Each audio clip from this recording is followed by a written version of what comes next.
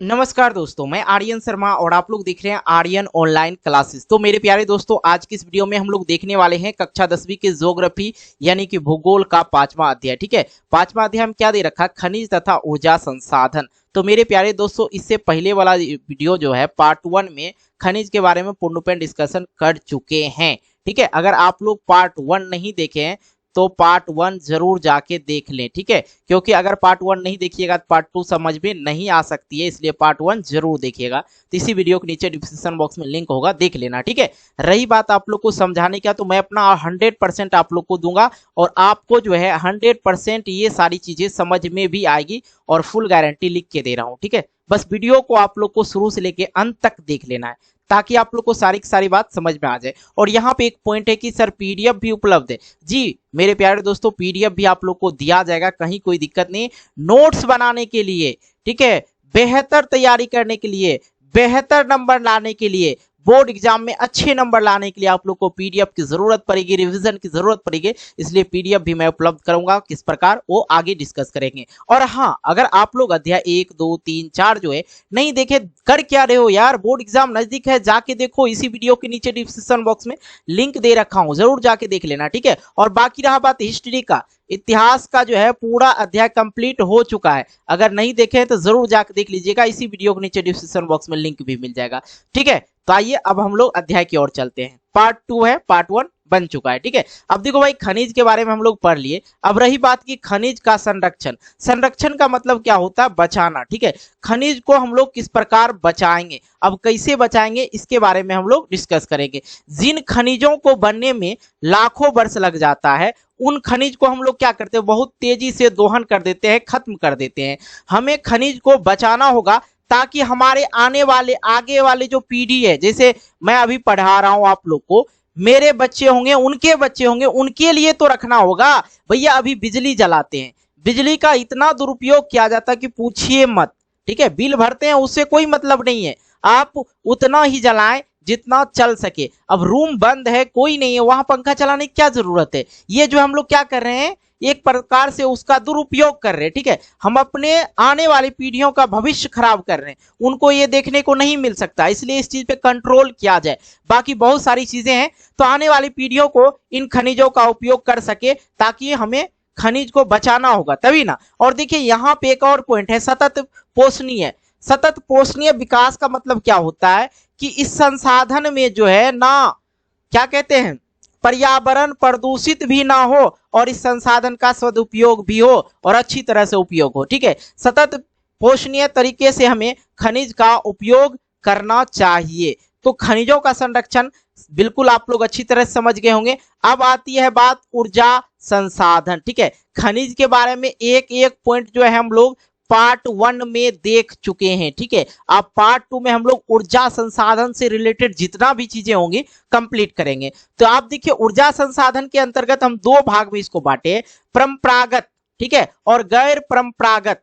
बिल्कुल अच्छी समझिएगा, परंपरागत ऊर्जा संसाधन क्या होते हैं, वे संसाधन जिसका हमें लंबे समय से उपयोग कर रहे हैं, वे संसाधन जिनका हम लंबे समय से उपयोग कर रहे हैं, उसे परंपरागत ऊर्जा संसाधन कहते हैं। ठीक है, इनका आज भी अधिक मात्रा में प्रयोग किया जाता है। जैसे आपका क्या हो गया, कोयला, पेट्रोलियम, प्राकृतिक गैस। ठीक है, नेचुरल है, भगवान का गॉड गिफ्टेड है ये प्राकृतिक गैस। कोयला जो आप लोग देख रहे हैं, कोयला कैसे बनता है, बिल्कुल अच्छी तरह समझना।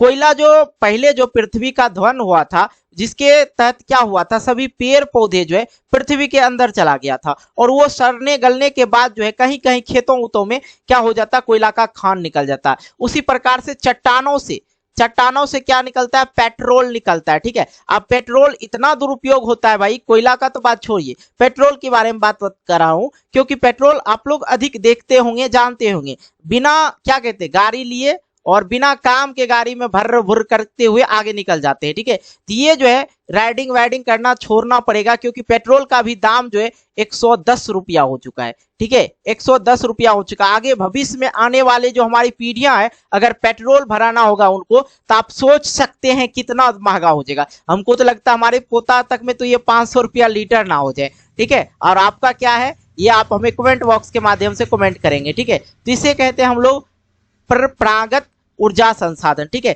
तो कोयला के बारे में भी हम लोग अच्छी तरह समझेंगे, पेट्रोल के बारे में भी और प्राकृतिक गैस के बारे में भी समझेंगे। ठीक है, टेंशन मत लेना, एक एक पॉइंट समझेंगे।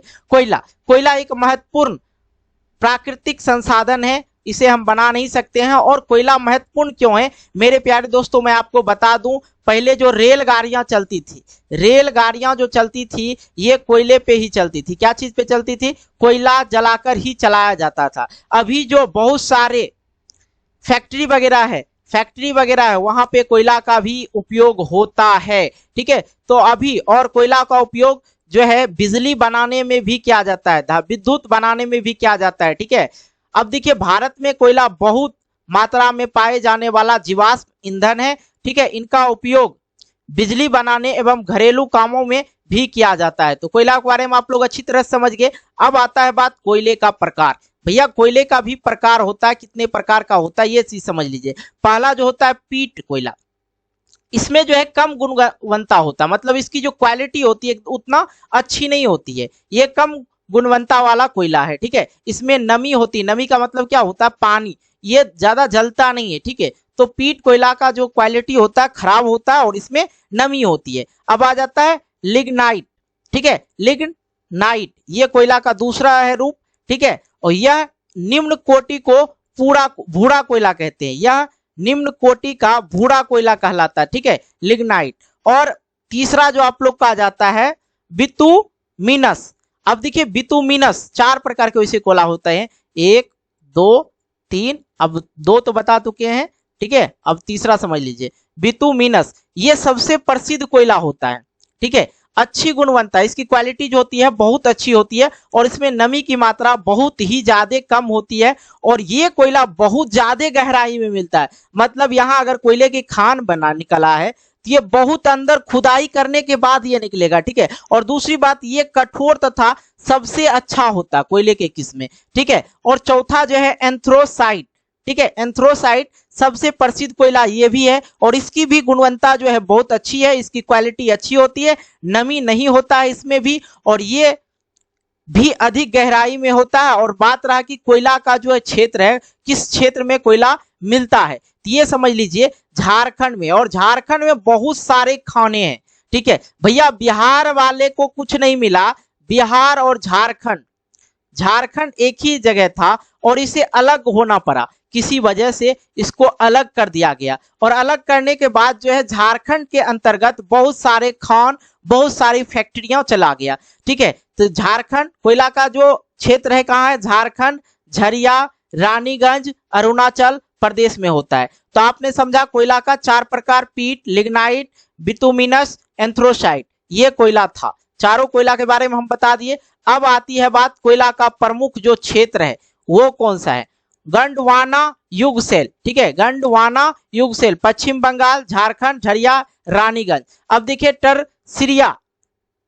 टर्सियारी युगसेल जो मेघालय में, ठीक है, मेघालय में, असम में, अरुणाचल प्रदेश में, ये कोयला का जो है प्रमुख क्षेत्र हो गया, यहाँ पे कोयला मिलता है। याद रखना है क्योंकि बोर्ड एग्जाम में ना ये चीजें भाई पूछा ही जाता है। तो क्लियर हो गया। आइए प्राकृतिक गैस के बारे में आपको बताते हैं। प्राकृतिक गैस जो है एक महत्वपूर्ण एवं स्वच्छ ऊर्जा संसाधन है। ठीक है, इसमें प्रदूषण का कोई नाम ही नहीं। ठीक है, पर्यावरण अनुकूलन रहता है इससे ऊर्जा, ये प्राकृतिक गैस जितने भी है, ठीक है, इससे क्या होता है? ये तो पहली बात तो एक महत्वपूर्ण स्वस्थ या स्वच्छ बोलिए ऊर्जा संसाधन है और पर्यावरण को जो है अनुकूल रखता है। ठीक है, इसके प्रयोग से बहुत ही कम कार्बन डाइऑक्साइड निकलता है, मतलब कार्बन डाइऑक्साइड जो है हमारे लिए बहुत ही ज्यादा हानिकारक होता है। आपको बता दें जानकारी के लिए, पेड़ जो है, पेड़ पौधे देखते हैं रोड के साइड में लगा दिया जाता है, क्योंकि रोड साइड में इसलिए लगाया जाता है, जो रोड पे बाइक मोटर जो भी चलती है उसके साइलेंसर से जो क्या निकलता है? कार्बन डाइऑक्साइड निकलता है और ये वृक्ष जो है कार्बन डाइऑक्साइड को अपने ओर ग्रहण कर लेती है और ये वृक्ष जो है हमेशा क्या देती है? ऑक्सीजन देती है। क्या देती है? ऑक्सीजन देती है, और जो हम लोग ग्रहण करते हैं और वातावरण को स्वच्छ रख सकते हैं। अब रही बात कि इसका प्रमुख क्षेत्र कौन कौन सा है? कृष्णा, गोदावरी नदी बेसिन, ठीक है, और मुंबई, अंडमान निकोबार प्राकृतिक गैस का जो क्षेत्र है, प्रमुख क्षेत्र, तो ये भी आप लोग याद रखना।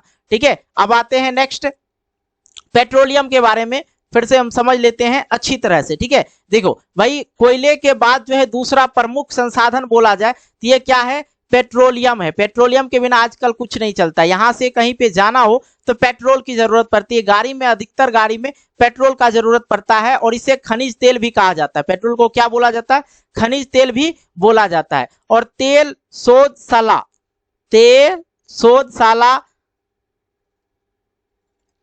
संश्लेषित वस्त्र उद्योग, रासायनिक उद्योग के लिए यह जो है बहुत ही ज्यादा महत्वपूर्ण होता है। कौन सा, पेट्रोलियम। अब बात रही मुंबई हाई में, पेट्रोलियम उत्पादन अधिक होता है। कहाँ, मुंबई हाई में। मुंबई जगह जो है, मुंबई में एक जगह है, क्या नाम है, हाई, ठीक है। वहां पे पेट्रोलियम अत्यधिक उत्पादन होता है, अधिक उत्पादन होता है। अब रही बात, परिवहन के साधनों में ईंधन के रूप में प्रयोग किया जाता है। मोटर बाइक के टैंक में हम लोग क्या डलाते हैं, पेट्रोल डलाते हैं, ठीक है। और रही बात, असम भारत का सबसे पुराना तेल उत्पादन राज्य है। असम जो है भारत का सबसे पुराना तेल उत्पादन राज्य है, ये भी आप लोग याद रखें, ठीक है। नेक्स्ट आता है विद्युत, ठीक है, जिसे इलेक्ट्रिसिटी, ठीक है। विद्युत के बारे में आपको समझाते हैं, विद्युत को कैसे उत्पादन किया जाता है, नहीं किया जाता, ये समझ लीजिए, ठीक है।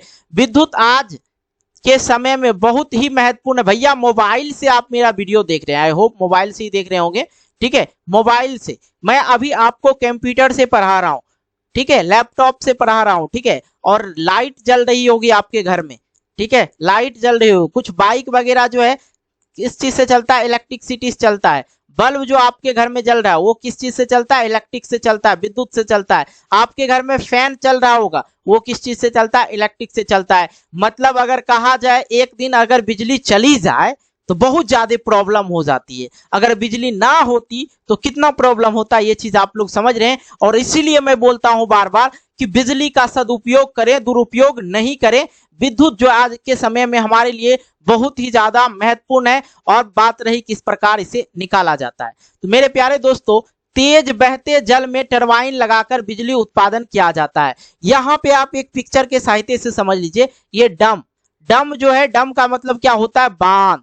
और बांध क्या होता है, बहुउद्देशीय परियोजना होता है। बहुउद्देशीय परियोजना मतलब बहुत सारे उद्देश्य के कारण बांध बनाया जाता है। और भारत एक ऐसा जगह है जहां पे बहुत सारे बांध देखने को मिल जाएगा। अब इसको आप लोग समझिए करंट उत्पन्न कैसे होता है। तो भैया इधर होती है पानी, वाटर, ठीक है, ये क्या है, वाटर, ये पानी भरी होती है और यहाँ पे बांध बना होता है, ठीक है। और ये ज्यादा बढ़ जाती है पानी, यहाँ पे क्या करते हैं, वाटर पे यहाँ पे इस तरह से एक छेद कर दिया जाता है, होल क्या कर दिया जाता है, या जगह काट दिया जाता है, इस पे गेट लगा दिया जाता है। और ये जो है स्पीड में पानी फ्लो होती है, मतलब स्पीड में इधर से पानी आती है। और यहाँ पे लगा दिया जाता है टरबाइन, क्या लगा दिया जाता है, टरबाइन। ये हुआ आपका टरबाइन, पंखे की तरह होता है और ये घूमती है। और घूमती है तो ये जनरेटर भी घूमती है, जिससे क्या हमें प्राप्त होता है, इलेक्ट्रिसिटी प्राप्त होती है, विद्युत प्राप्त होती है। तो आप लोग समझ गए किस प्रकार से विद्युत उत्पादन होता है। अब देखिए ईंधन,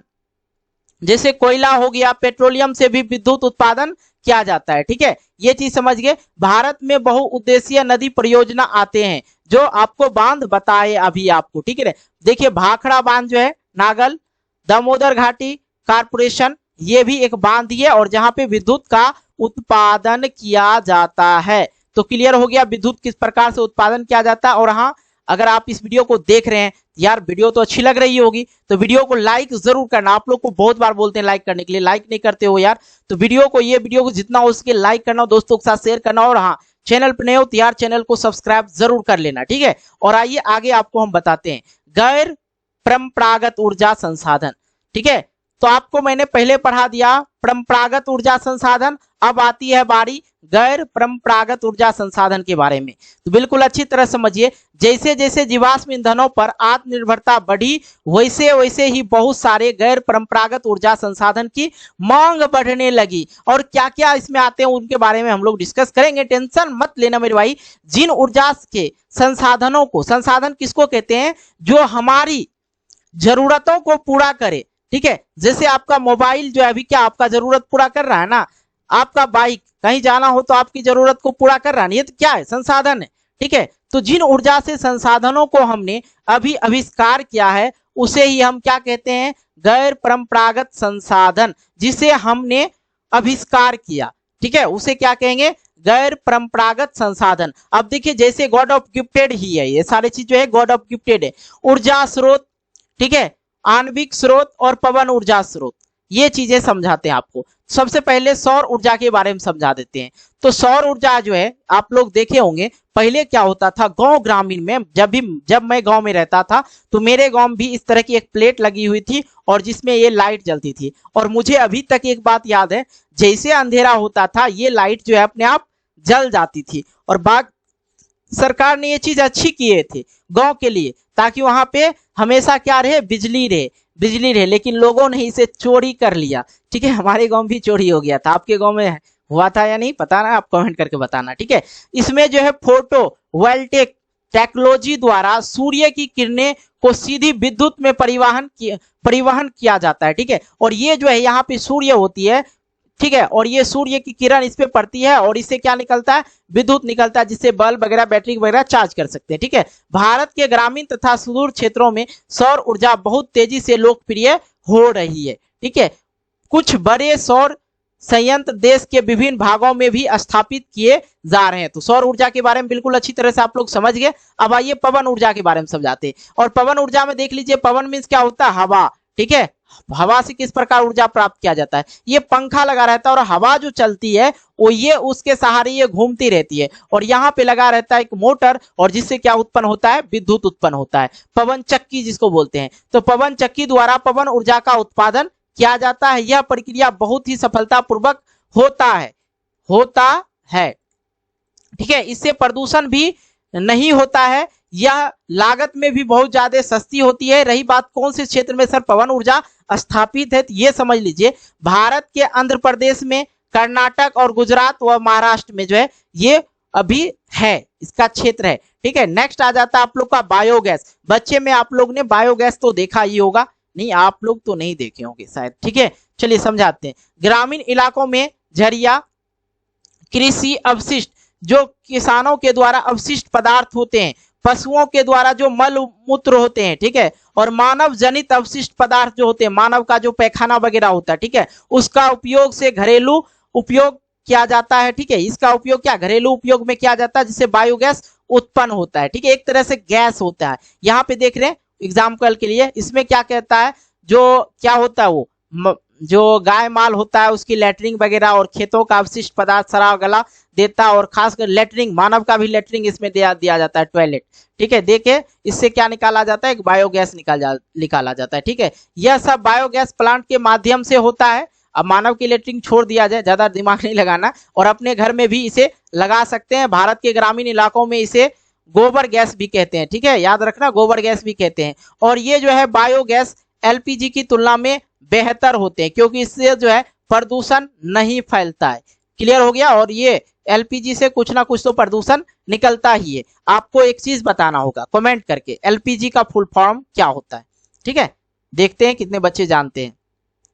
ज्वारीय ऊर्जा। अब ज्वारीय ऊर्जा क्या होता है, क्षेत्र पहले समझ लीजिए। भारत में कच्छ की खाड़ी में ज्वारीय ऊर्जा स्थापित है, और पश्चिम तट पर गुजरात और पश्चिम बंगाल में भी ये जो है ज्वारीय ऊर्जा स्थापित है। और इसमें महासागरीय तरंगों का उपयोग विद्युत उत्पादन में किया जाता है। मेरे भाई महासागर जो होते हैं, समुद्री इलाका जो होते हैं, वहां पे तरंगे उठती है जिसके द्वारा विद्युत का उत्पादन किया जाता है। और इसका क्षेत्र जो है भारत की कच्छ खाड़ी, पश्चिम तट पर गुजरात और पश्चिम बंगाल में इसको स्थापित किया गया है। तो ज्वारीय ऊर्जा समझ गए, ठीक है। नेक्स्ट आता है भूतापीय ऊर्जा। भू मीन्स क्या होता है, भूमि।